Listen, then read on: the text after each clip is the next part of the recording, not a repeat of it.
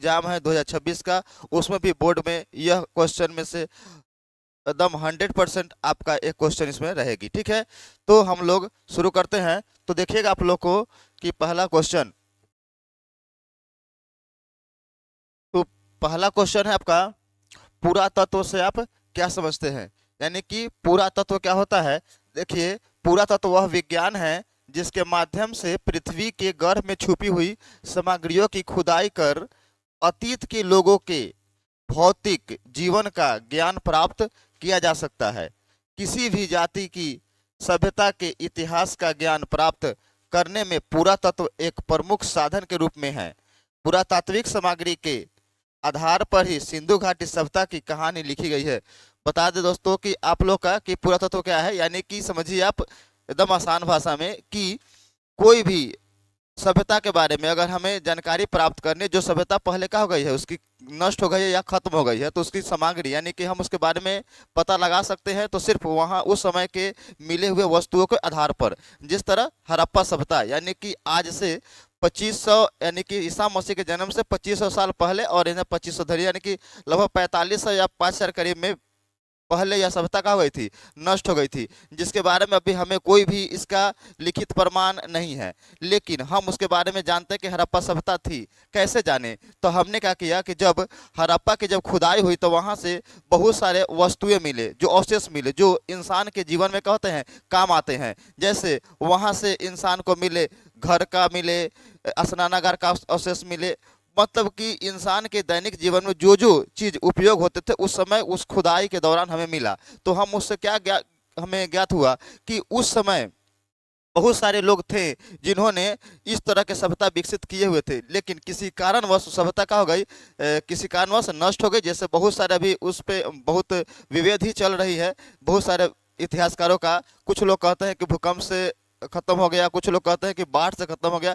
Actual अभी कोई भी पता अभी तक नहीं चल पाया है। ठीक है, अब कुछ दिन तक रिपोर्ट पहले आई है जो अमेरिका के वैज्ञानिक ने बताया है कि उस पर न्यूक्लियर हो सकता है, कि न्यूक्लियर अटैक के कारण क्या हो सकता है, उसका मतलब विनाश हुआ होगा। क्योंकि इसका उसमें से इसके आधार पर हम कह सकते हैं, क्यों कह सकते हैं, क्योंकि इसका कारण है कि उसमें जो कंकाल जो वहाँ से मिल रहे हैं, जो हड्डी मिल रहे हैं, उस हड्डी में यानी कि आपको देखिए तो रेडियोधर्मी तत्व पाया जा रहा है। यानी कि रेडियोधर्मी तत्व पाने का कारण है कि जब वहाँ पे या कोई न्यूक्लियर अटैक हुआ होगा, हो सकता है। ठीक है, अभी कुछ भी प्रमाण साक्ष्य नहीं है, लेकिन हम कैसे कहें कि वहाँ पे वह सभ्यता विकसित थी, तो हम वहाँ के निकले हुए अवशेषों के आधार पर कहे हैं। ठीक है, सेम उसी तरह पृथ्वी के गर्भ में छुपे हुए बहुत सारे सामग्री वस्तुएं जिनके बारे में निकलने के बाद, जिनके बारे में हम जानते हैं कि इस यहाँ पे ऐसा न ऐसा सभ्यता क्या हो गई थी, विकसित हुआ था, तो वैसे जो वस्तुएं मिलते हैं उसे हम पूरा तत्व कहते हैं। ठीक है, वही एक इसका अर्थ हुआ। ठीक है, तो हम लोग नेक्स्ट क्वेश्चन पे आते हैं।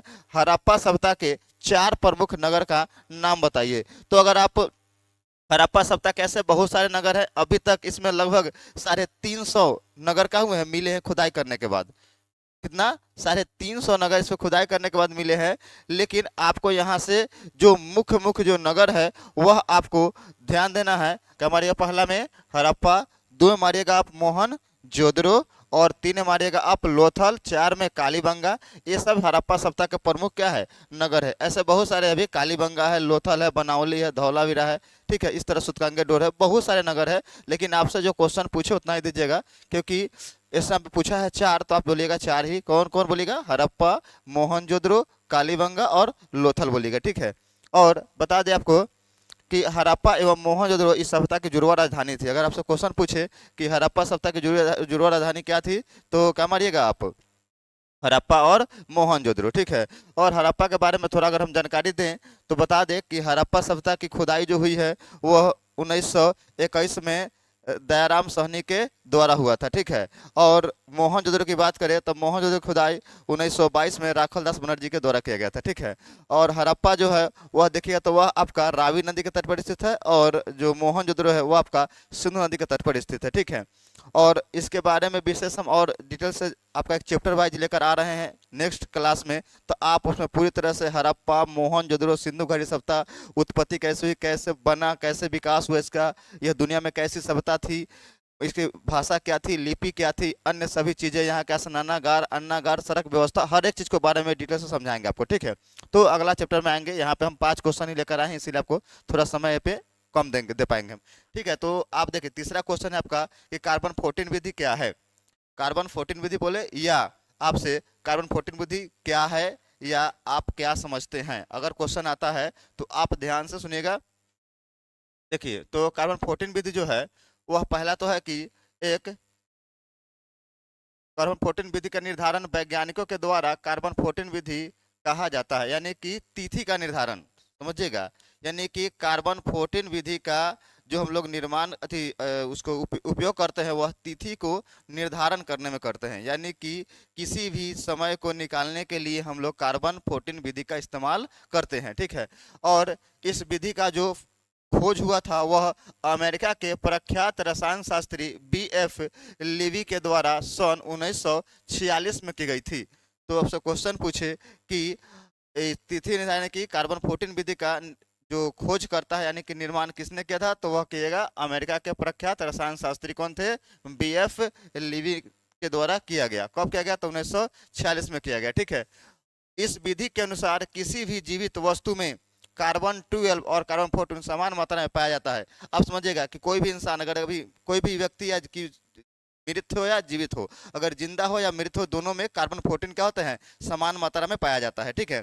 लेकिन क्या होता है कि मरने के बाद कार्बन 14 क्या होता है, क्षय होने लगते हैं। कार्बन 12 क्या होते हैं उसको समान मात्रा रहेंगे, लेकिन कार्बन 14 क्या होता है उसमें से धीरे धीरे क्या होता है, क्षय होने लगते हैं। और उसी क्षय होने के द्वारा ही पता करते हैं कि यह वस्तु कितने साल पुराना है। आगे सुनिएगा, अथवा विनाश की अवस्था में कार्बन 12 तो स्थिर रहता है, निश्चित रहता है, मगर कार्बन 14 निरंतर क्या होने लगता है, इसका क्षय होने लगता है, यानी कि घटने लगता है, ठीक है, लगता है। जिस पदार्थ में कार्बन 14, जिस पदार्थ में कार्बन 14 की मात्रा जितनी कम होती है वह वस्तु वस्तु क्या होती है, उतना ही क्या होती है, प्राचीनतम माना जाता है। तो समझिएगा कि कार्बन 14 विधि क्या है।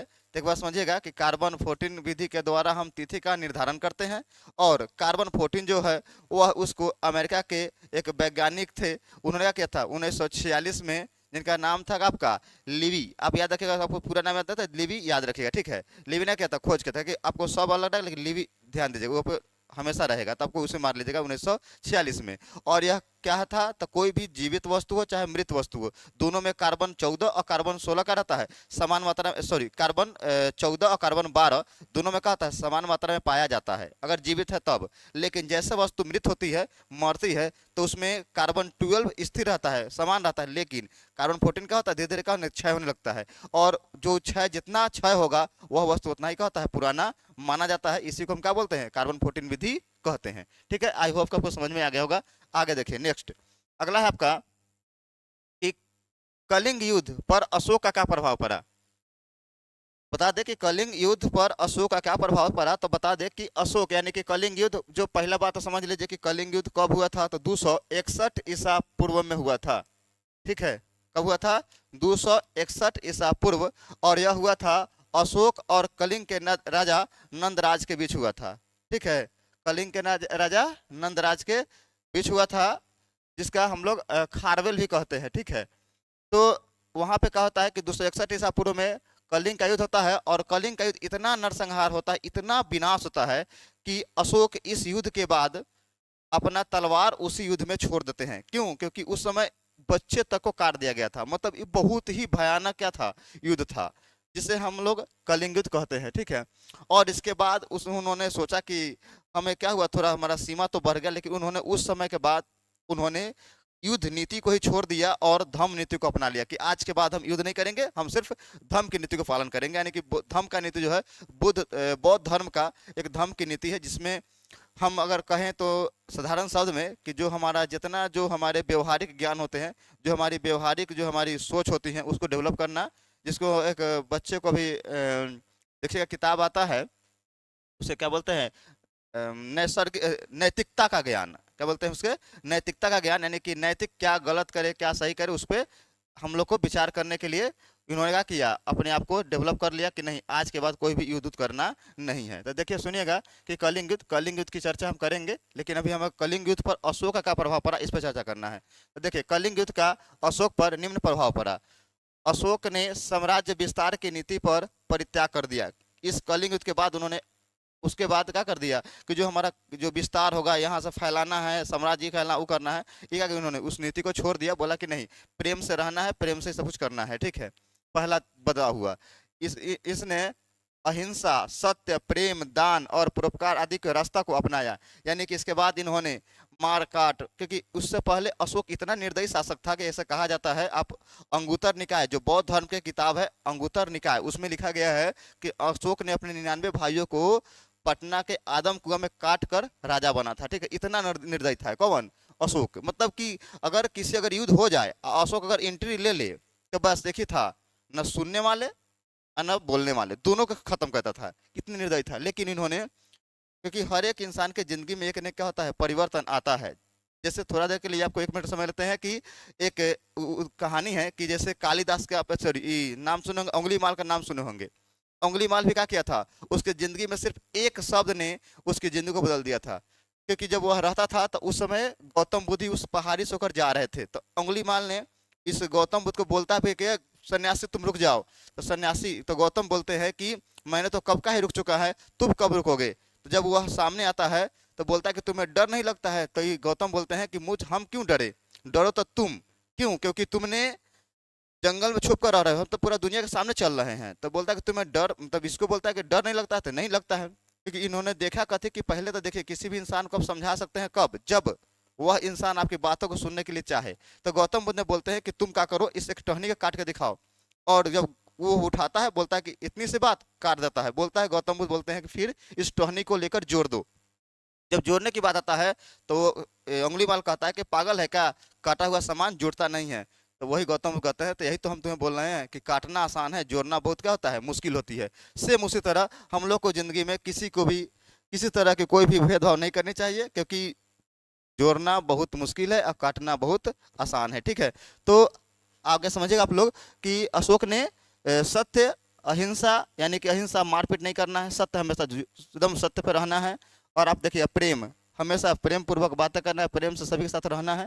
और दान, दान देना भी शुरू कर दिया। और कहा भी जाता है कि अशोक के इन्हीं सब नीति के कारण उसका साम्राज्य का हो गया, विनाश हो गया, इन्हीं सब नीति के कारण। क्योंकि अशोक ने इतना ज्यादा दान दे दिया बौद्ध धर्म को, इतना ज्यादा दान दे दिया कि उसके साम्राज्य में खुद का हो गया, अशांति फैल गया, मतलब धन की कमी हो गया।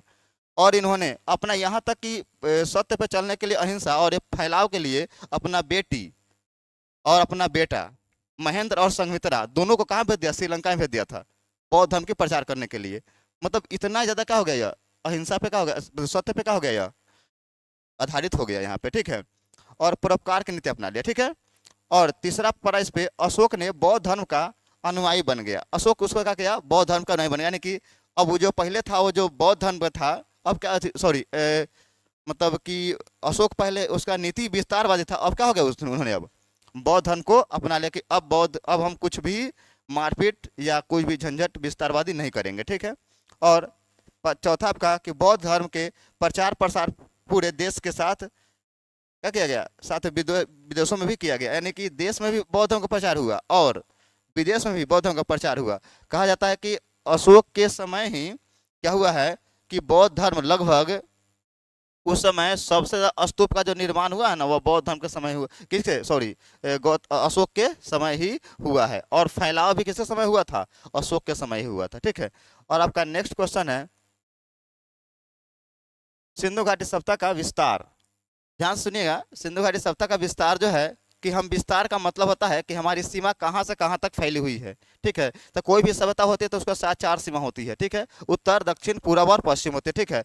तो आप देखिएगा यहाँ पे आपको हम बता देते हैं कि समझिए कि यह आपका सिंधु घाटी क्या है, आपका सभ्यता है। तो हमेशा मैप पढ़ेंगे, क्योंकि मैप का क्लास जब लेकर आएंगे तो बताएंगे कि मैप में क्या होता है कि ऊपर में होते हैं नॉर्थ, नीचे होते हैं आपका साउथ, ठीक है। आपके दाहिने तरफ होते हैं ईस्ट और बाएं तरफ होते हैं वेस्ट, ठीक है। तो हम अगर इस हड़प्पा सभ्यता को इंडिकेट करते हैं तो ऊपर में हमारा उत्तर, नीचे होगा हमारा दक्षिण, और इधर हमारा दाहिने हाथ है तो इधर होगा पूरब, इधर होगा हमारा कहाँ पश्चिम। ठीक है, तो उत्तर में देखिएगा तो उत्तर में जो है ये कौन है आपका सिंधु घाटी सभ्यता जो है वह जम्मू कश्मीर तक फैला हुआ है। जम्मू कश्मीर कहाँ तक? मांडा तक फैला हुआ है। कहाँ तक?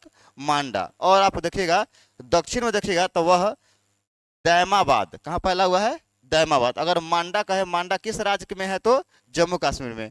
और दैमाबाद किस राज्य में है? तो महाराष्ट्र में है। ठीक है, और इसका पूर्वी जो अंत, पूर्वी छोर जो है वह बुआ आलमगीरपुर, यह कहाँ पड़ता है? तो यूपी में। कहाँ पड़ता है? यूपी यानी कि उत्तर प्रदेश में। ठीक है, और इसका जो पश्चिमी जो सीमा है वह हुआ सुतकांगे डोर है, जो बलूचिस्तान है, यानी कि आने वाले समय में ये बलूचिस्तान है